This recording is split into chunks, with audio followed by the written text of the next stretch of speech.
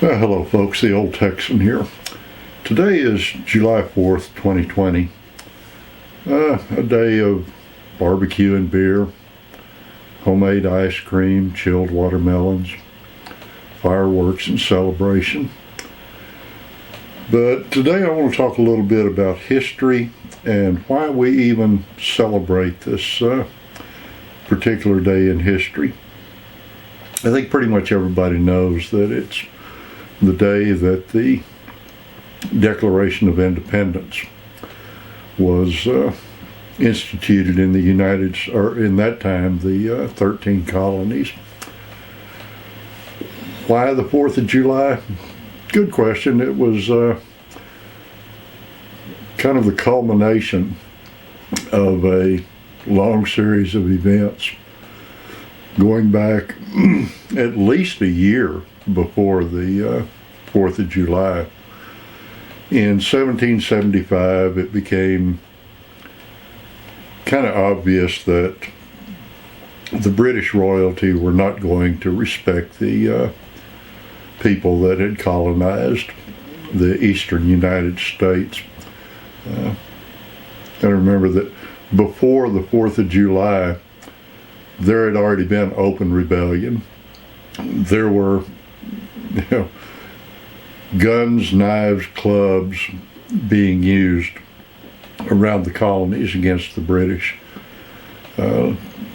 Lexington, Concord, Bunker Hill, those had already all happened. The Stamp Act had been tried to be enforced and then repealed. In June of 1776, it was agreed that there should be a letter sent to King George going, dude, that's enough. So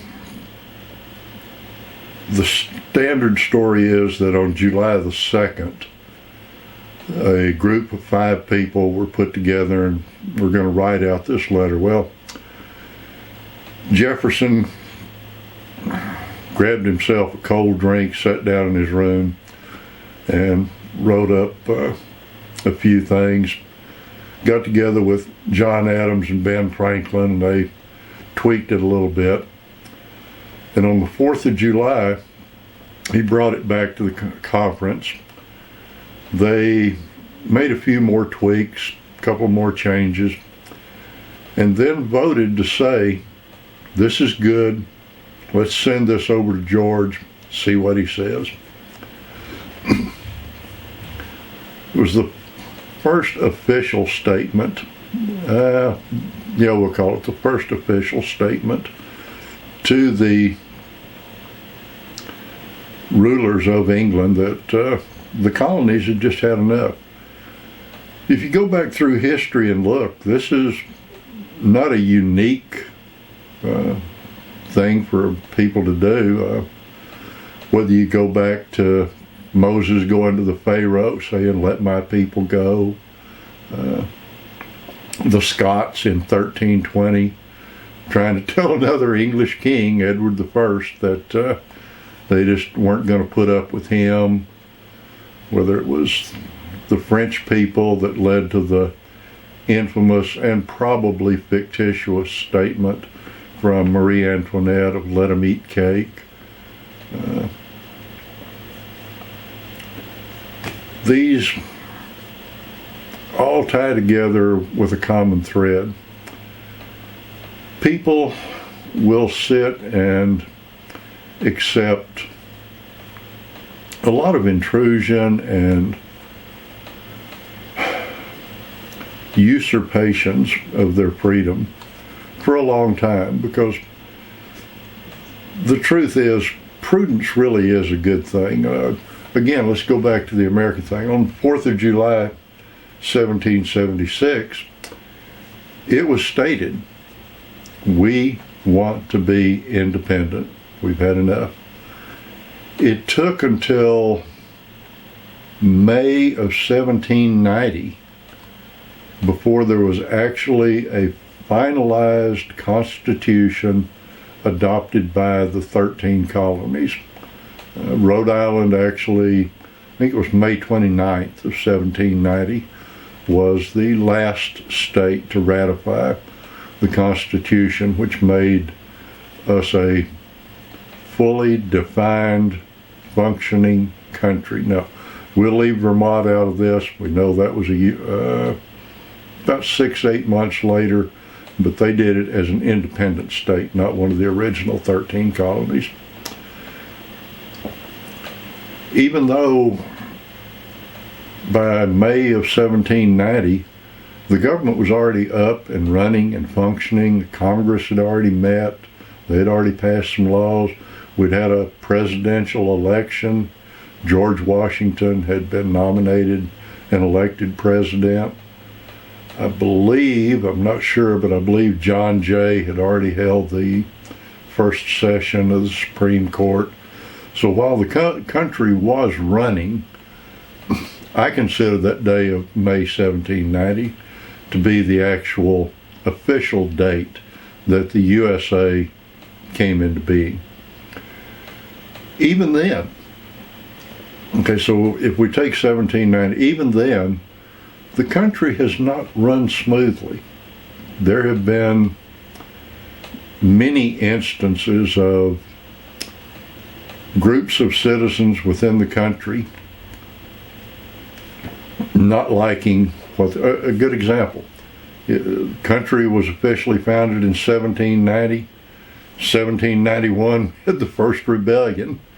Washington had to send troops to actually quell a rebellion, mainly in Pennsylvania. It's known as the Whiskey Rebellion. It's interesting.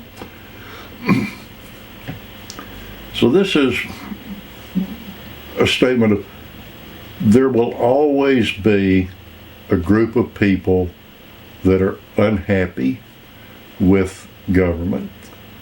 Where we have society is when the majority of the people, not a democracy, but a majority,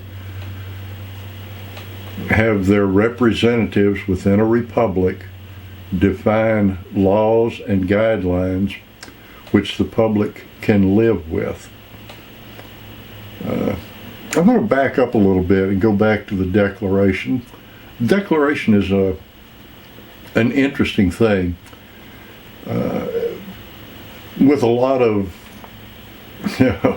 misstatements about it. As a matter of fact, last night President Trump said that it was when 56 men signed the Declaration of Independence. Well, that's not true. It was voted on and accepted on July 4th. The actual signatures didn't happen until months later. It took a while to get the people to all put their autograph on it. And there were two what I will call major printings of the Declaration of Independence. The first one immediately after the adoption. Little side note there, George Washington took a copy of that first printing, folded it up, put it in his backpack, went to New York. Stood up on the steps of City Hall in New York and read it out to the people and literally caused a riot, a full-blown riot right in New York when Washington read it to them. The second printing came in early 1777 after the people had already signed it, the 56 signatures on it, and it was printed on what they called at that time a broadside. Think of it kind of like a movie poster. It was a oversized sheet printed on one side, which duplicated the original document. And those were the copies that were sent to the local governments of the 13 colonies for preservation and reference within their local government. Another little side note about that, that copy that went out in early 1777 had a woman's name on it. Something for you feminists. A gal by the name of Mary Catherine Stoddard, quite a lady. She had put together quite a career and seemed like the kind of person that we would like to know and have a cold beer with, even though she did get kind of raked over by the Good Old Boy Network later. She was the postmaster that was appointed by Ben Franklin. I mean, quite a lady. Look up why her name is on the Declaration of Independence. Interesting little side story. The other thing about this declaration, while I believe that it is one of the most seminal documents ever put together in history, and I said, it's not unique. The Scots did it, the French did it, there are a lot of people that, matter of fact, I'll read you something here. I'm pretty much, everybody knows these most very, very powerful words, you know. When in the course of human events it becomes necessary for one people to dissolve the political bonds which have connected them with another, and to assume among the powers of the earth the separate and equal station to which the laws of nature and of nature's God entitle them, a decent respect to the opinions of mankind requires that they should declare the causes which impel them to the separation. We hold these truths to be self-evident, that all men are created equal, that they are endowed by their Creator with certain unalienable rights, that among these are life, liberty, and the pursuit of happiness, that to secure these rights, governments are instituted among men, deriving their just powers from the consent of the governed, that whenever any form of government becomes destructive of these ends, it is the right of the people to alter or to abolish it, and to institute new government, laying its foundation on such principles and organizing its powers in each form as to them shall seem most likely to affect their safety and happiness. Very powerful statement of individual freedoms, and with that, individual responsibilities. Now let me read you something from 60 years later, from a gentleman that probably most of you have never heard of, a fellow by the name of George Childress, which, by the way, just happens to be the name of the county and city immediately north of me. George Childress presented this in March of 1836. I said, 60 years later. Listen to the very closely worded statements that he used. When a government has ceased to protect the lives, liberty, and property of people from which its legitimate powers are derived, and for the advancement of whose happiness it was instituted, and so far from being a guarantee from the enjoyment of these inestimable and inalienable rights, becomes an instrument in the hands of evil rulers for their oppression. When the federal Republican Constitution of their country, which they have sworn to support, no longer has a substantial existence, and while the whole nature of their government has been forcibly changed without their consent from a restrictive federative republic composed of sovereign states to a consolidated central military despotism in which every instance is disregarded but that of the army and the priesthood, both the eternal enemies of civil liberty. ever-ready minions of power and the usual instruments of tyrants.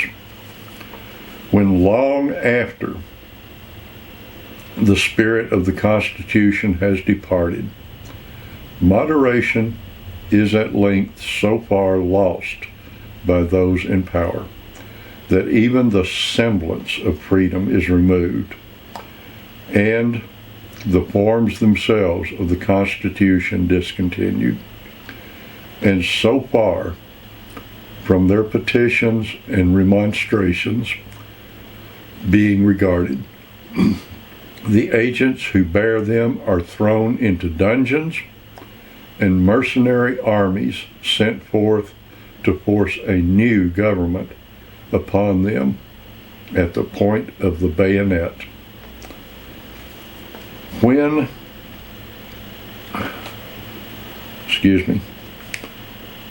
in consequence of such acts of malfeasance and abdication on the part of the government, anarchy prevails, and civil security is dissolved into its original elements. Interesting point. And inalienable rights of the people to appeal to first principles and take their political affairs into their own hands in extreme causes. Enjoins, if as a right towards themselves and a sacred obligation to their posterity, to abolish such governments and create another in its stead, calculated to rescue them from impending dangers and to secure their future welfare and happiness. It's the same thing. Jefferson said that they needed independence for safety and happiness. Childress does the same thing, welfare and happiness. Both of which are very adamant in the fact that government has no power except that of the people. That government is merely an instrument to invoke the rights of the people and for their welfare and happiness. Now, why have I gone through all this dissertation on history that almost all of us should know? This is where I'll throw in the disclaimer. The majority of what I've talked about comes from things that I learned in school more decades ago than most of you have been alive.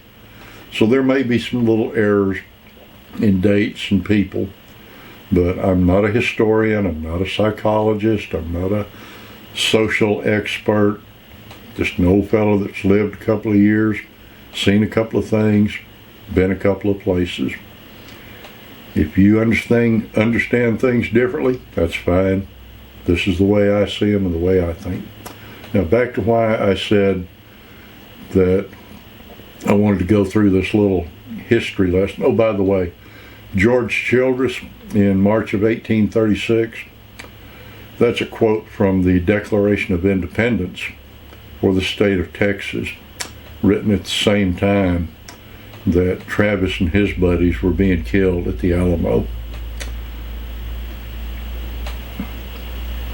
There's what I see is a common thread amongst all of these declarations, again going from Moses right on up through George Childress, and that's the fact that people have suffered under a ruling government for long periods of time to the point to where they just can't take it anymore.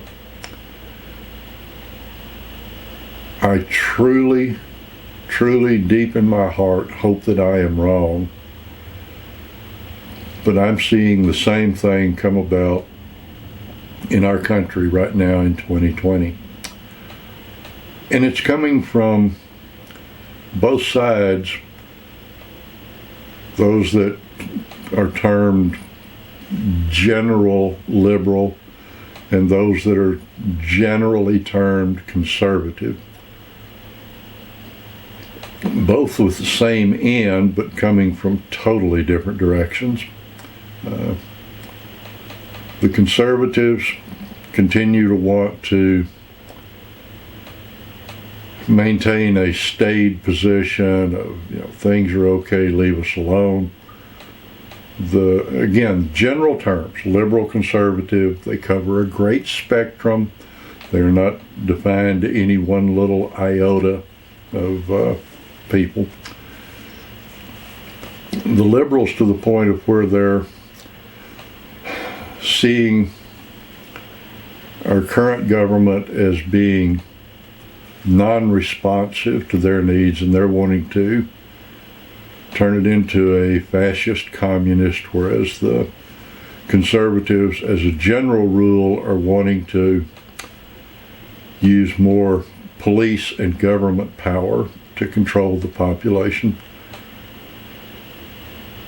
both of which are completely wrong, and all they're going to do is create another rebellion. The conservatives, I believe, are the worst enemy of the state, or of the people, not of the state, because the state is what they want to empower. And that's the problem. A state, which includes, the legislators, the bureaucrats, and mainly the police, the people with the guns and the attitudes. And I'll put in right here that in my little area, I think we're darn lucky in that the one remaining law enforcement officer that we have that's running his tail ragged is doing a pretty good job for us, and actually I think cares about the people. But to empower the state, whose arm of guaranteeing their view of society is the police and the army, has been proven enough times that it doesn't work, that people will keep going until the proverbial straw breaks the camel's back, at which point there becomes a very nasty open rebellion. Not something that I want to see. I don't think something anybody really wants to see. But we cannot continue to put the power into the state and usurp it from the people. Our current courts, legislators, and police, we'll call them managers, okay, all have the viewpoint that they are the ones that are going to control it. And I'm sorry, it ain't going to work. Please don't do it. To the other side of the spectrum, the screaming, shouting, like 3-year-olds that have just dropped their ice cream cone, demonstrating, rioting people that are trying to institute a no government, no police society. It's a wonderful idea, and it's an ideal that I would love to see happen. The problem with it is it relies upon a 100% moral society, and through recorded history, we've never had one of those. There's always going to be a percentage of people who do not conform, who do not understand, who do not care, that have to be controlled, is a good word. If we actually lived where everyone had great moral character and respected everyone else, your idea would work. But when you put it into the vein of an actual living, breathing society, what you're trying to institute is officially known as anarchy. And all it does is get people killed. Wake up, pull your head out of your rear end, go back, learn a little bit of history, try to project out where you're trying to take things, and what kind of people are going to be within the utopia that you're trying to put together. While there may be a small percentage of the people that will enjoy, support, and live in that utopia, there's also a group of people that their whole aim in life is going to be to tear it down. So that's my diatribe for today. I know I don't have a very big audience, but hopefully one or two of the people that see this will back off, take a second, think about what they're doing, and try to look at where it's taking you. It's nice to be able to charge headlong into the fray, but you also need to look a couple of steps in front of you and make sure that you're not running off the edge of a cliff and killing yourself. I'll leave you with one final thought of a nice little thing that says, if you don't stand for something, you'll fall for anything. So those of you that actually quietly sit around watching the 6-year-old kids run around and scream, it's time for the adults to step up and tell the kids that they need to settle down, they need to quit trying to tear up the house, and they need to become part of society. Thank you. Y'all have a good day. This is the Old Texan out. Bye.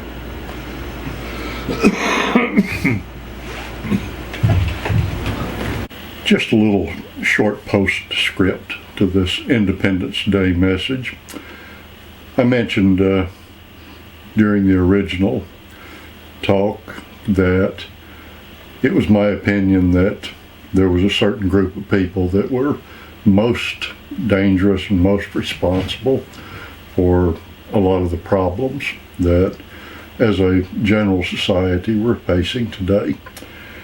I want to make it very clear that the